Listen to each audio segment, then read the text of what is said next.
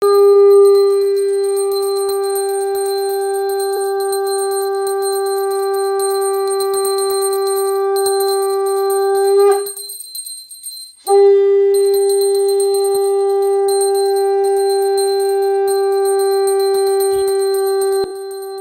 বন্ধুরা, কাল একটি ভিডিও পোস্ট করেছিলাম সঞ্জয় রায়ের জামিন নিয়ে।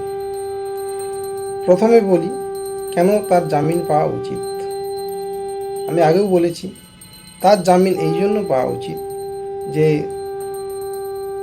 তার বিরুদ্ধে একটি প্রমাণও কিন্তু দিতে পারবে না কেউই, কারণ সব ধুয়ে মুছে ফেলা হয়েছে।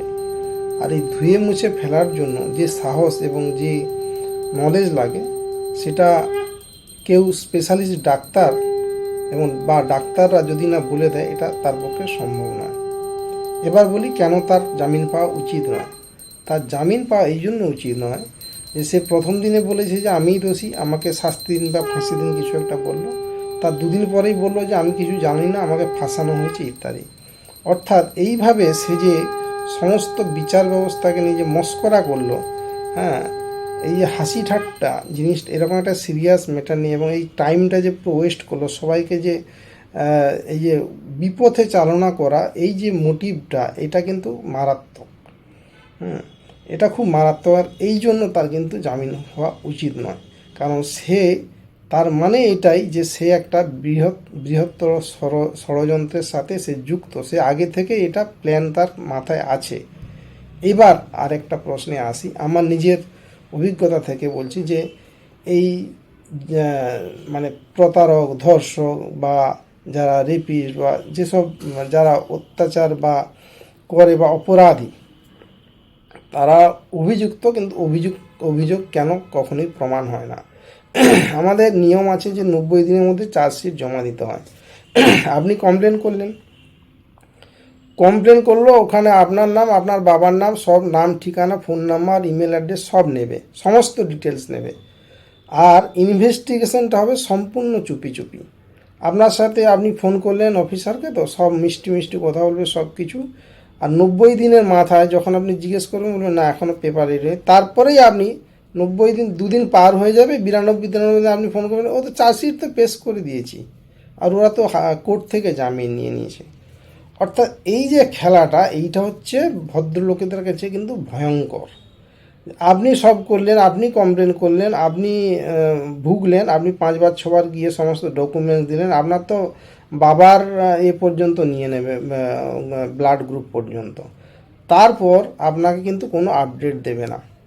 অর্থাৎ আপনি গিয়ে কোর্টে গিয়ে ওখানে কী বলে ওটাকে, ধর্ণা দিন, জানার জন্য যে চার্জশিট পেশ হচ্ছে কিনা। এটা অনেক বড় কেস বলে অনেকে জানতে পারলো। চার্জশিটগুলো পেশ হয় একদমই গোপনে, এবং যে কমপ্লেন করলো তাকে কিছুমাত্র জানানো হয় না, যেটা কিন্তু নিয়ম জানানোর। আমি কমপ্লেন করলাম, আমার তো অধিকার জন্মায়, আমার জানার অধিকার আছে, কারণ আমি তো সাফার করছি। আমি কমপ্লেন না করলে তো ব্যাপারটা ওপেনই হতো না। কিন্তু ওখানে ধরে নেওয়া হয় যে আপনিই যেন অপরাধী। এই ঘটনার জন্য কি হয় যে না জানিয়ে এই যে চার্জশিটগুলো পেশ হয়, এটা একটা ভয়ঙ্কর। এবং আপনার এবার যদি কোনো সন্দেহ থাকে, আপনাকে কি করতে হবে, যে ওনার এগেনস্টে গিয়ে রিইনভেস্টিগেশন করার জন্য অ্যাপ্লাই। এবার কোর্ট যদি দয়া করে যে রিইনভেস্টিগেট করা হোক বা রিওপেন করা হোক, কিন্তু ওই যে অফিসার যে কাজটা করলেন, মহৎ কাজটা করলেন, ওর জন্য ওনাকে কোনো রকম ইন্টারাকশন করা হবে না, কিচ্ছু না। আর এই জিনিসটা যদি ডাক্তাররা করে, আপনি ভাবুন যে কী হবে দেশে। হ্যাঁ, আপনাকে রোগী চিকিৎসার জন্য গিয়েছে, আপনি রোগীকে কিছু জানলেন না, আপনি নিজে নিজে যা করার করে দিলেন, করে রোগী যা হলো, এবার বললেন আপনার যদি কিছু বলার থাকে আপনি হাইকোর্টে যান। এই রকম যদি ওয়ার্ক কালচার হয় তাহলে খুব সমস্যা। এই সব ক্ষেত্রে তাই হচ্ছে, আর আপনারা দেখবেন তাই হয়। এত ডিটেলস, আধার কার্ড, ভোটার কার্ড, আপনার বাড়ির অ্যাড্রেস, আপনার ইলেকট্রিক বিল, সব কিছু নিয়ে, ডকুমেন্ট নিয়ে, কমপ্লেনের সব কিছু হার্ড কপি, সব কিছু নেওয়ার পর ইনভেস্টিগেশন হচ্ছে। আপনার থেকে যে অপরাধী, তার বাড়ির অ্যাড্রেস, তার বাড়ি যাওয়া পর্যন্ত আপনাকে হয়তো করাবে, কিন্তু কি হচ্ছে আপনি জানতে পারবেন না, তাকে আদৌ ডাকলো কি না আপনি জানতেই পারবেন না। যেটা বোঝা যায় যে তাকে ফোন করে রাতে গোপনে কথা হয়, হ্যাঁ, কথা হয়ে ওদের অপরাধীদের ডাকা হয় না, ওদের যে আপনি আসবেন না স্যার, আপনি আসবেন না, আপনার উকিলকে পাঠিয়ে দিন।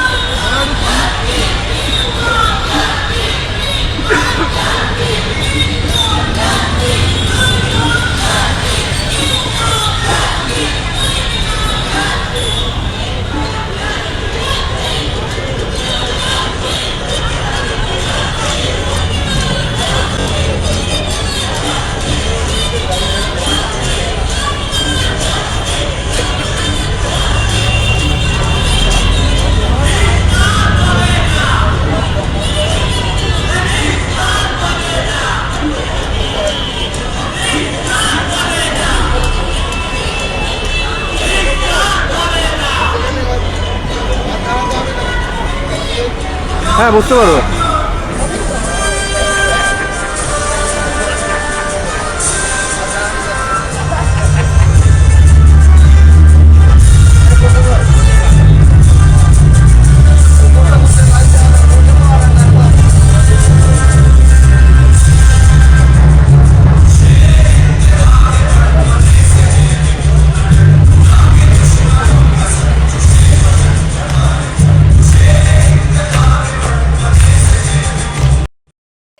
আমি ব্যবস্থা করে দিচ্ছি জামিনের। তো বুঝতে পারছেন, এই হচ্ছে আমাদের জামিন পাওয়াটা এত সহজ এই জন্য। আর জামিন, অনেকে বলেন যে জামিন পেয়েছে তো কি হয়েছে, কেস তো তদন্ত চলবে। হ্যাঁ, তদন্ত চলবে, সে তো আমরা দেখি তদন্ত কিরকম চলে। অ্যাকচুয়ালি জামিন পেয়ে যাওয়া মানেই জানবেন যে ও কিন্তু কেস ডিসমিস হয়ে গেল। আমাদের দেশে জামিন আপনি আর কাহা তো বলবেন, আপনি সাফার করলেন, আপনার বাড়ির লোক মারা গেছে বা বন্ধু বান্ধব মারা গেছে, আপনি সাফার করলেন, আপনি কেস করলেন, আপনি করলেন, আপনার এখন দায়িত্ব ওখানে গিয়ে ধর্ণা দিয়ে পড়ে থাকা, কবে কেস ওপেন হবে আবার এইরকম ঘটনা। আর এই যে যেসব অপরাধী তাদেরকে যে বাঁচানো, সে আরেক গল্প। তাদেরকে কখনোই কিন্তু অফিসাররা খুঁজে পাবে না। তাদের বাড়ির অ্যাড্রেস, মামার বাড়ির অ্যাড্রেস সব কিছু আপনি খুঁজে দেবেন, তারপরে বলবে বাড়িতে নেই, এই সেই। তো পরে আমাকে একজন উকিল বললেন আসল কথাটা, যে এই যে সামানগুলো যায় এগুলো সেই ক্রিমিনাল পর্যন্ত পৌঁছাই না, মাঝপথে এগুলো গায়েব হয়ে যায়। হ্যাঁ, আপনি পোস্টে পাঠান, এখন তো ইমেলেও পাঠানো যায়, লেটারে পাঠানো যায়, ফোনে পাঠানো, নানা রকম। কিন্তু আর আপনারা জানেন যে কোর্টে প্রসিডিওর খুবই প্রচণ্ড কমপ্লিকেটেড হয়। কাউকে ফোন করবে না, কাউকে সব ফোন নাম্বার নেবে, সব কিছু নেবে, কিন্তু ফোন করবে না। তাহলে ফোন নাম্বার নিচ্ছ কেন? হ্যাঁ, তাদের গোষ্ঠী সব কিছু আপনাকে দিতে হবে, আপনাকে সব কিছু প্রমাণ করতে হবে, কিন্তু শাস্তি কী হবে না হবে আপনার তার থেকে কিছু যায় আসে না, এবং সেটা সম্পূর্ণ। আর আপনার উকিল যদি ওখানে পকেটে হাত ঢুকিয়ে বসে থাকে তো হয়ে গেল। উকিলরা জেনারেলিতে হাসাহাসি করতে থাকে, একজন আরেকজনকে দিকে হাসতে থাকে উল্টো দিকে। কি হচ্ছে আপনার হচ্ছে, আপনিই বুঝছেন, আপনার পয়সাও যাচ্ছে, সময়ও যাচ্ছে। এই এই হচ্ছে সিচুয়েশন, কাউকে কিছু বলা যাবে না। এবার আমার একটা পার্সোনাল এক্সপিরিয়েন্স বলি। এখানে কমপ্লেন করে, আর আমি একটা ইনস্ট্রুমেন্ট কিনেছিলাম মেডিকেল চণ্ডীগড় থেকে, আমি পিজিআই চণ্ডীগড়ের স্টুডেন্ট। তো ওটা প্রায় 3 লাখ টাকার মেশিন ছিল। তো যাই হোক 2-3 মাস হয়ে গিয়েছিল, মেশিন পাইনি। এখানে কমপ্লেন করলাম, প্রায় 1 মাস হয়ে গেল। প্রত্যেক দিন গেলেই অফিসার বলে, ওফ আজকে আমার নাইট ডিউটি ছিল, এই সেই, কালকে আসুন, ওদের নাম্বার দিন, ওকে আপনি চেনেন কি না, কেন দিলেন টাকা, আপনি কেন এরকম করলেন, আপনার কি টাকা বেশি হয়েছে, আপনার বাড়ি কোথায়, আপনার বাবার নাম কি, এইসব করে 2-3 মাস চলে গেল। যখন কিছু হলো না, আমি একটা ইমেল করলাম ওখানকার চণ্ডীগড়ের পুলিশ স্টেশনে, ওই ইমেল অ্যাড্রেসটা জোগাড় করে নেট থেকে, 4-5 বছর আগেকার ঘটনা। ওই পুলিশ অফিসার আমাকে ফোন করলেন, ফোন করে সব ডিটেলস নিলেন। তারপরের দিন ওই লোক থানায় এসে বলল, ওকে আমি বসিয়ে রেখেছি, আপনার কি চাইবার বলুন। আমি ওকে বললাম যে আপনি আমার টাকা ফেরত দিয়ে দিন। আমার 2 ঘন্টার মধ্যে টাকা ফেরত এসেছে, এবং আমি আশ্চর্য হয়ে গেছি যে এই রকম প্রম্পট কাজের জন্য। তো আমি বলবো যে সবাই যে খারাপ বা সবাই ভালো তা নয়, কিন্তু যারা সাফার করছে, যাদের জন্য আমরা মাইনে পাচ্ছি, আমাদের হসপিটালে যদি পেশেন্ট আসে, সে পেশেন্টদের দেখার জন্যই তো আমি মাসের স্যালারি পাই। তো মিনিমাম সেই কাজটা তো আমাকে করতে হবে। যারা এইসব চালাচ্ছে, যাদের ওপরে যেটার ভার দিয়েছে, সেটাই তো আমাদের কাছে ধর্ম। এরকম যদি এখান থেকে যদি কিছুটাও ইনপুট পেতাম, তাহলে যে হবে না, আপনি কেন ঘুরছেন, হবে না, আপনি যান, আসুন, সেটাও আমি কিন্তু শুনলাম, তাও আমার সোর্স ছিল, আমার চেনা জানা একজন রিলেটিভকে নিয়ে গিয়েছিলাম, তারপরে এই রেজাল্ট। তাহলে ভাবুন যে সাধারণ মানুষ যারা দিন আনে খায়, যাদের কাছে এত টাইম নেই বা যাদের এত যাতায়াত করার মতো ফেসিলিটিস নেই, তাদেরকে, যারা লিখতে জানে না একটা অ্যাপ্লিকেশন বা একটা কমপ্লেন লেটার, তার তো আবার নানা রকম ফিরিস্তি আছে। আপনি যদি প্রথমেই যে এফআইআর কপি, তাতে যদি একটা কিছু উল্টোপাল্টা লিখে ফেলেন, ব্যাস হয়ে গেল, আর ওটাই চলতে থাকবে, আপনি আর চেঞ্জ করতে পারবেন না। এটাও কী ধরনের নিয়ম জানি না, আপনি এফআইআরে যদি ভুল কিছু হয়ে যায়, যে আপনি মডিফাই করবেন, সেও নাকি হয় না। আমাদের কিন্তু সব কিছু মডিফাই হয়। রোগী একরকম হিস্ট্রি দিল, পরে বললো না না ওটা আমি ভুল করেছি, আমি স্মোকিং করতাম 30 বছর, বলেছিলাম 25 বছর, সেটা আমরা কিন্তু মেনে নিই। কিন্তু জানি না এই সব আইনি ব্যবস্থা কেন এই ধরনের। আপনি প্রথম দিন কি লিখতে হবে, আপনি তো আর আইন পড়ে আসেননি, হ্যাঁ, ওটা নাকি আবার উকিলকে দিয়ে লেখাতে হয়, উকিলকে দিয়ে না লেখালে নাকি মাথা সব খারাপ হয়ে যায়। মানে অ্যাজ এ সিটিজেন আরেকজন মানুষের প্রতি আরেকজনের যে ডিউটি, যে উনি কি বলতে চাইছেন সেটা ভালো করে লিখে নিলে কী করে উনি কী করে সহায়তা পাবেন। আইনি সহায়তার জন্য তো আমরা যাই কোথায়, তো সেখানে সহায়তা পাওয়ার জায়গায় বেশিরভাগ ক্ষেত্রে দেখা গেছে আপনাকে 2 দিন ছাড়া ডাকবে, যখন চার্জশিট পেশ হয়ে যাবে আপনি আর জানতে পারবেন না, তখন বলবে যে ওখান থেকেও নিলাম, জামিন পেয়েছে, আপনি ওখানে যান। তো এই জন্য আমি বললাম যে জামিন দেওয়াই হবে, আর কেন নাটক।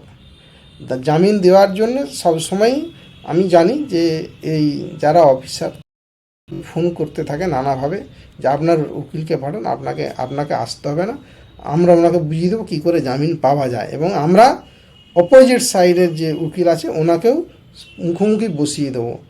এই রকম করে আমাদের সমস্ত যে সুবিচারের আশা সব অন্ধকারে তলিয়ে যায়। বন্ধুরা, এইটুকু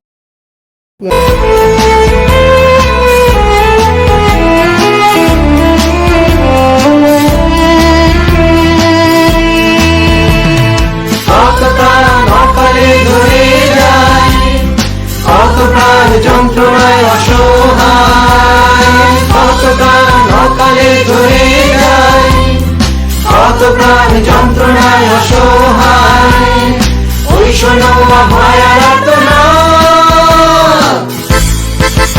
কেঁপেছে আকাশ আজ স্লোগানে, ভেঙেছে যে বাঁধ জনতা বনে, কেঁপেছে আকাশ আজ স্লোগানে, ভেঙেছে যে বাঁধ জনতা বনে।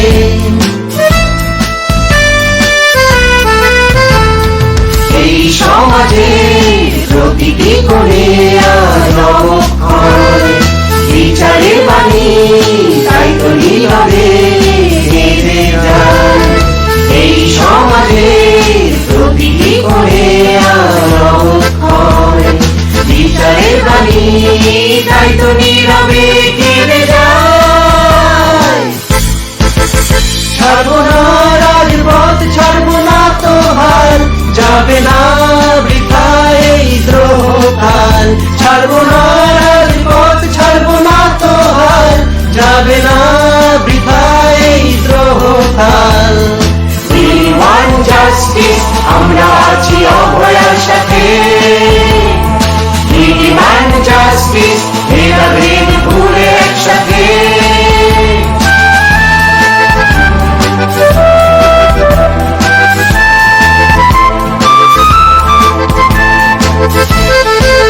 এ যেন অচেনা এক শহর, প্রতিভাবে হয়েছে